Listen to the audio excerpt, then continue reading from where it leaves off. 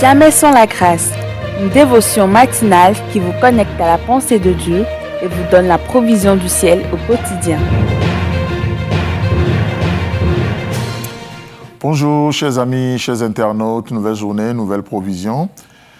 Bienvenue dans cette quatrième dévotion de cette semaine. Seigneur, nous demandons ton assistance encore une fois, ton onction sur cette dévotion. Merci de donner aussi les oreilles qui vont écouter.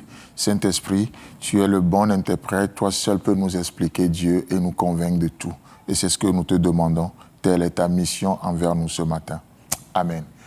2 Rois chapitre 7, le verset 5. Ils partirent, parlant de ces 4 lépreux, ils partirent au crépuscule pour se rendre au camp des Syriens. Et lorsqu'ils furent arrivés à l'entrée du camp des Syriens, voici, il n'y avait personne.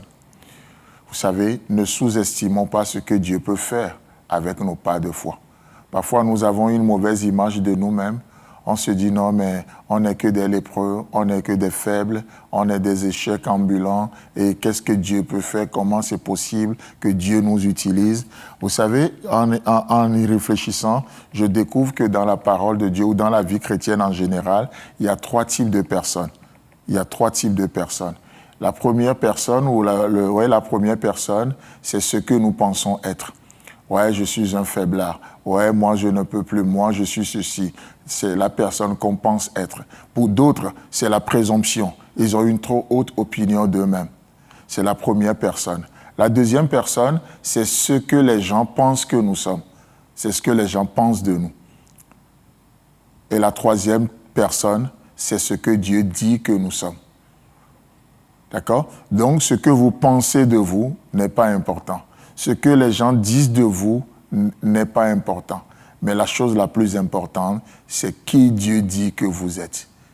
Peut-être les gens voient que des lépreux, mais Dieu lui voit des héros. Peut-être des gens voient que des gens mis de côté, des gens rejetés, mais Dieu voit des gens qui vont porter de l'espoir à toute une nation, à tout un peuple. Il y a ce que tu penses de toi, la personne que tu penses être. Il y a la personne que les autres pensent que tu es. Mais ce qui est le plus important, c'est ce que Dieu dit que tu es. Et c'est ça la chose la plus importante. Ce que Dieu dit. Et du coup, ces lépreux vont se lever et ils vont aller dans le camp de l'ennemi. Dieu va amplifier le bruit de leurs pas. Le bruit de leurs pas. Au verset 8, la Bible nous dit, « Les lépreux étant arrivés à l'entrée du camp, pénétraient dans une tente, mangèrent et bu, et en apportaient de l'argent, de l'or et des vêtements qu'ils allaient cacher. Ils revinrent pénétrer dans une autre tente et en apportaient des objets qu'ils allaient cacher. » Waouh! Vous savez, il est assez intéressant de faire le pont. Le verset 5 nous dit, comme on l'avait déjà vu, qu'ils sont partis au crépuscule, n'est-ce pas? Et le verset 8 qu'on vient de lire déclare qu'ils sont arrivés. Waouh! Ils sont partis au crépuscule et ils sont arrivés. Ce que notre Dieu commence, il achève toujours, n'est-ce pas? Ce qu'il commence, il achève toujours. Ils sont partis, le but c'est d'arriver. Et ils sont arrivés. Notre Dieu, écoutez bien ça, notre Dieu, mon Dieu que je sers, ne sera jamais l'auteur d'une œuvre inachevée. Ce qu'il commence, il va toujours l'achever. Ils sont partis au crépuscule et le verset 8 nous dit, et ils étaient arrivés. Ils sont arrivés.